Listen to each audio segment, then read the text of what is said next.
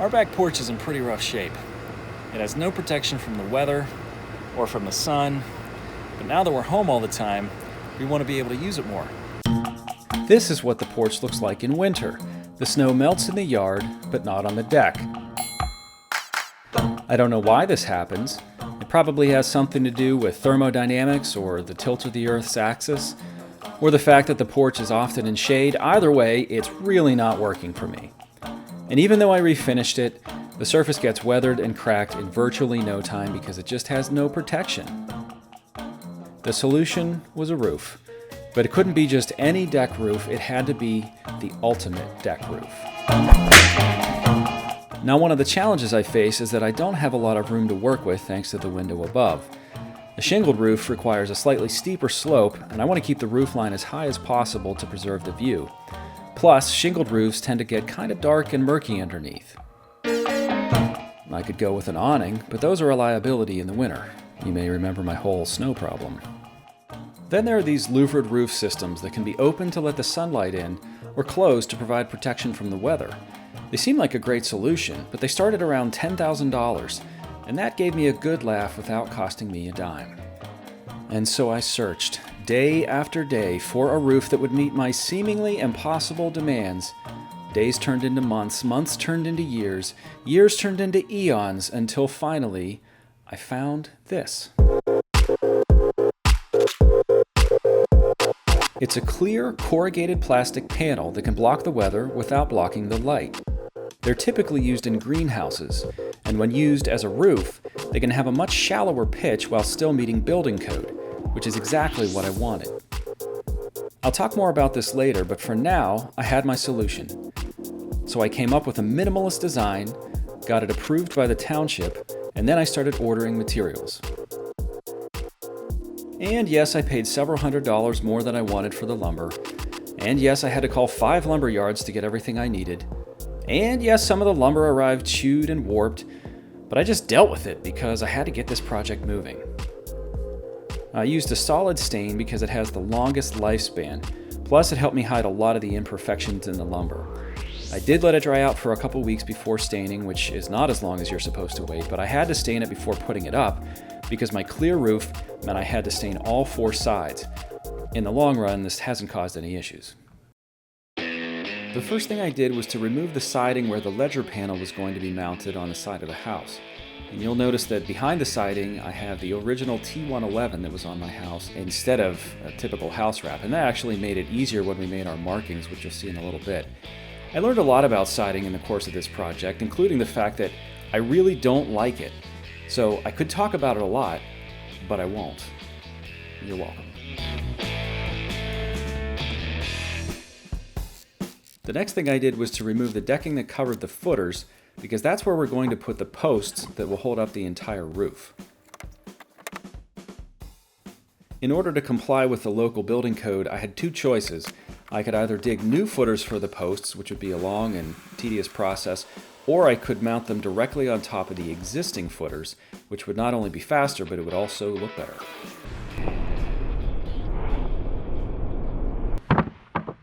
Now, building a roof is not a one-person job, so that's why I hired my friend Luke. Luke is an apprentice carpenter, and he's also like a monkey when it comes to getting around on a rooftop. I made Luke do all the really tricky stuff like cutting the notch into the corner channel of the siding here where the ledger board is going to go, and the siding had to fit just right around it with as little gap as possible so that it could be watertight. The cut had to be really precise. Did I mention that siding is annoying? The ledger board is probably the most important piece of this entire project. So here we're measuring the ends of it, and then we're finding the nearest stud, and we're triple checking that we're on the center of the stud because we're about to drive giant lag bolts into it. And then we repeat that process for every stud of our 16-foot roof. For installing the ledger board, we marked off a line that would guide us in keeping it level when we would later go to install it against the house. We pre-drilled all the holes for the lag bolts so they would be super easy to install once we had the board up on the wall. This is a 2 by 8 inch piece of lumber, and I couldn't get one that was 16 feet long, so we had to settle for two 8-footers and we installed them side by side. We had put some nails in the wall so we could set the board on those, check the level, and make adjustments before driving it home.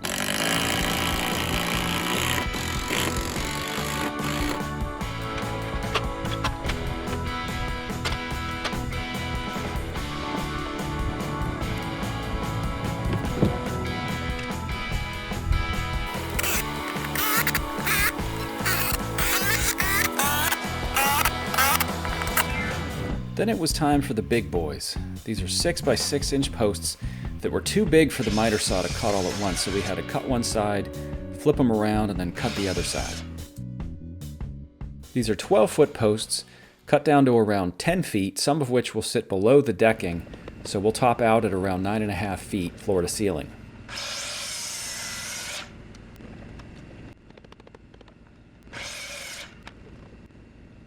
Then we had to cut an L-shaped notch in the top of each post where our beams were going to sit. And to be fair, Lou cut one and I cut one. Mine just took a lot longer. Hey, you remember those footers we talked about a few minutes ago?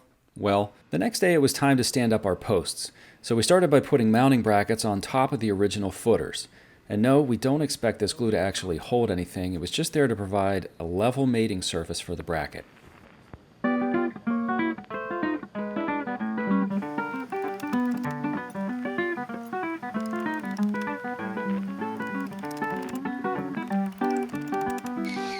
The posts were not a perfect fit, so we had to slim down the ends a little bit to get them inside the brackets.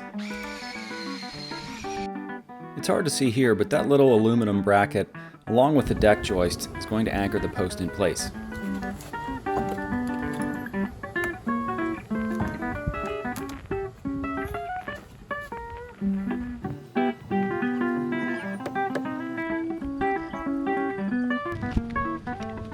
And just to prove I'm not a total slacker, I trimmed down one of the posts as well.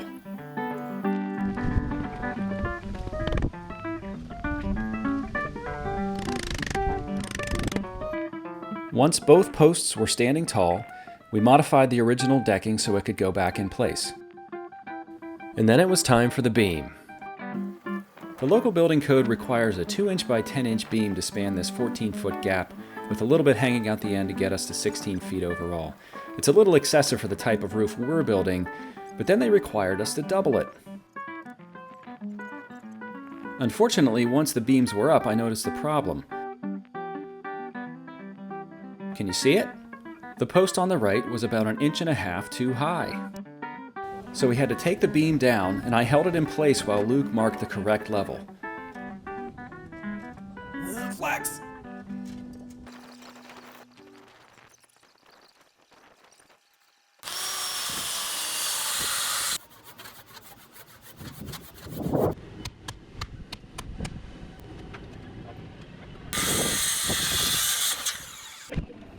All right, let's try this again.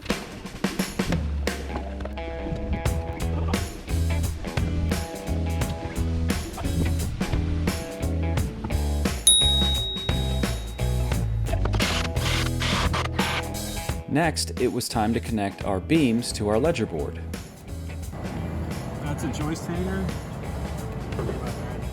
So we mocked up how these joists were going to hang on the ledger board, and then we added a hanger every 22 inches on center.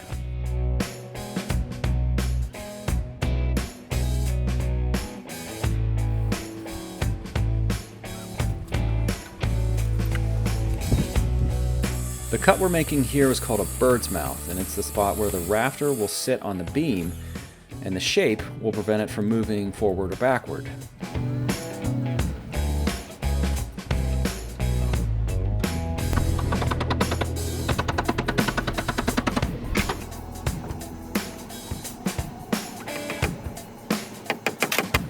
Each rafter has 6 nails securing it to the ledger board in the back, and then another 6 nails with a hurricane clip securing it to the beam in the front.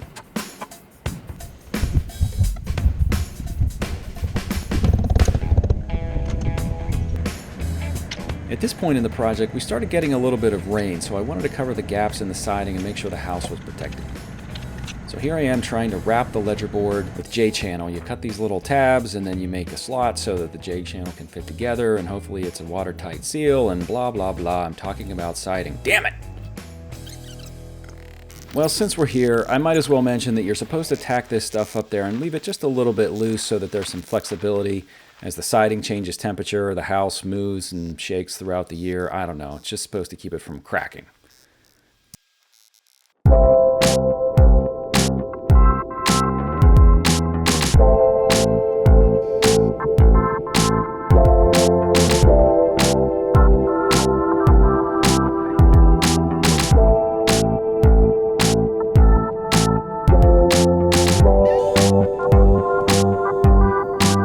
I can't really describe to you how difficult it was putting all this siding back together without boring you to death. But let's just say you're trying to put a puzzle together inside of a shoe, and that shoe is hanging off the side of your house.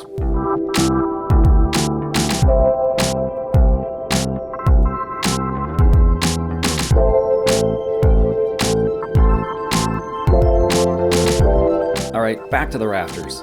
Now, a lot of these boards were warped, which meant that it was really difficult to measure exactly where the rafter was going to hit the beam. We had to make a lot of these bird's mouth cuts multiple times and just kind of find the right spot through trial and error. This is a technique I like to call cutting 3 bird's mouths with 1 chisel. I enlisted my wife to help me hang the rest of the rafters, and in some cases we had to use clamps to keep the board straight.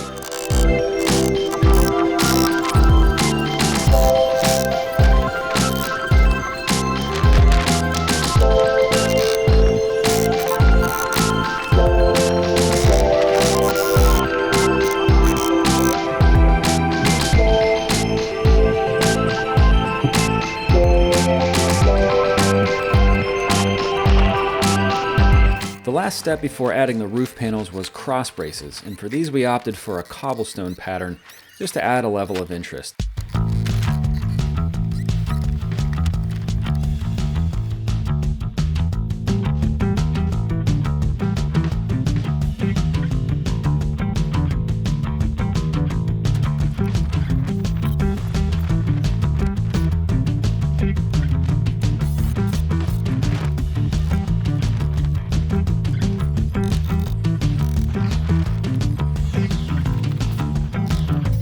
We got the rafters in place yesterday, and today, of course, it's raining. So I'm down here in the garage to talk a little bit about this roofing material. This is a polycarbonate roofing panel. Basically, it's corrugated plastic.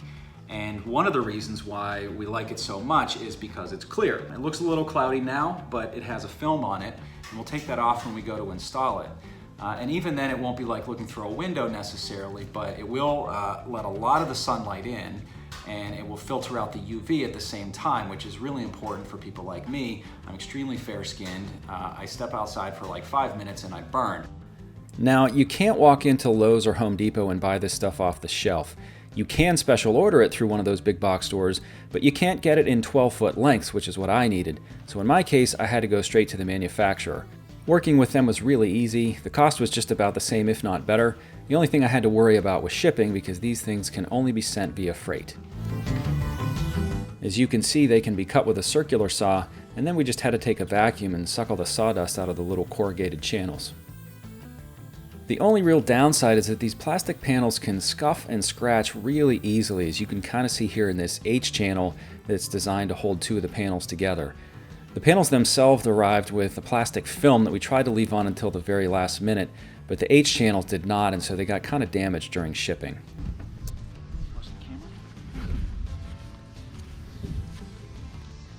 I can't get it any higher, Luke. That's what I was saying, maybe. Oh! Because the panels are so long, they're really difficult to connect together with those H channels, so we decided to do it on the ground and then lift them into place, which probably wasn't the best idea, but doing it on the roof would have meant that all 3 of us would have needed to be up there at the same time, and that just didn't feel very safe. They secured with a lag bolt that had a watertight washer on it, and we drove it down through the panels every 2 feet or so. Once the first panels were in place and secure, it was a little bit easier to put the remaining panels on, with Luke working from up on the roof and me working from down below. We probably could have installed them all this way, but I guess we'll know better for next time.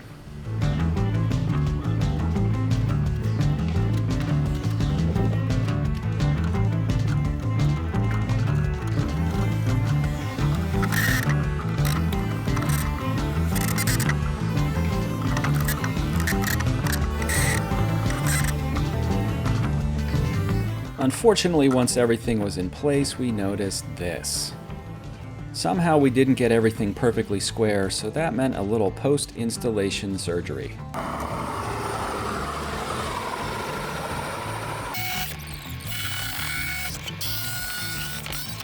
I'm sure this is exactly how the professionals do it.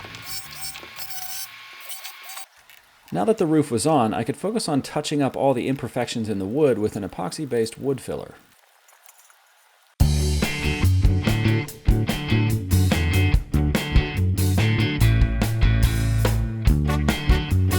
You mix it up with a hardener and then you have about 3 minutes to apply it before it's basically plastic. And then you can sand it to a really fine finish. It only needs a few minutes to dry and then you can paint it.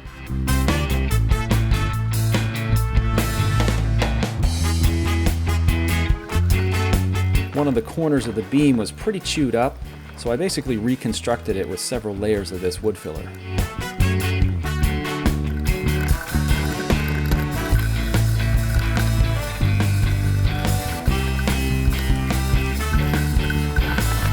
And that was the finishing touch.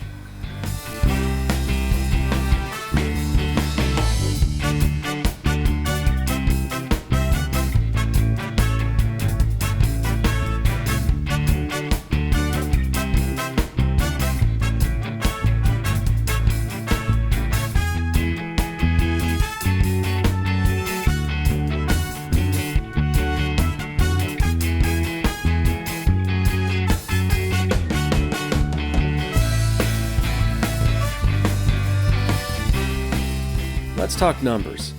Lumber came in at a pandemic price of $680. The roof panels were $550 with shipping. Hardware, stain, and miscellaneous stuff was $235. Luke got paid $600. The permit was $80 for a total of $2,145, give or take. There's probably a receipt laying around somewhere that I forgot to factor in here, but the point is, when I calculated all of this pre-pandemic, it was easily under $2,000.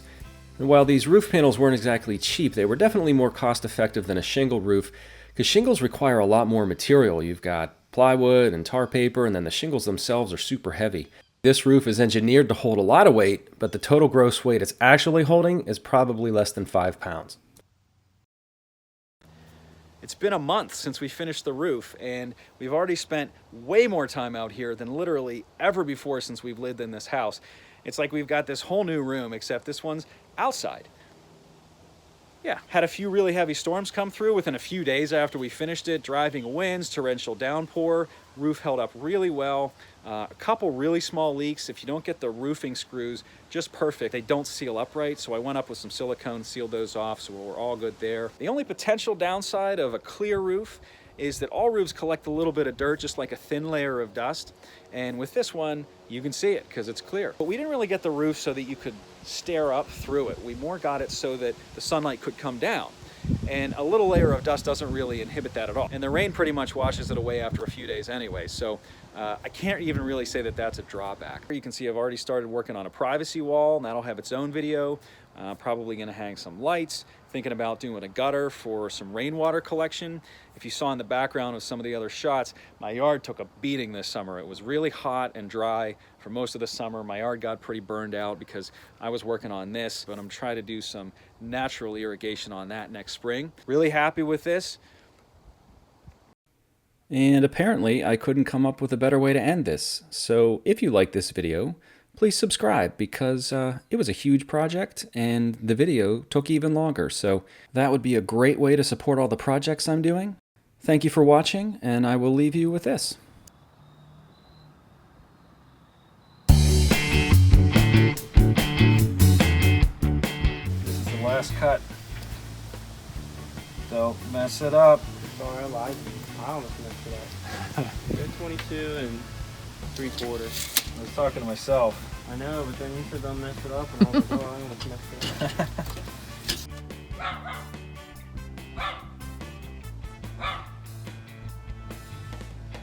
Well, it's been about a month since we finished the roof, and we've already spent more time out here than ever before. The dogs are barking about it.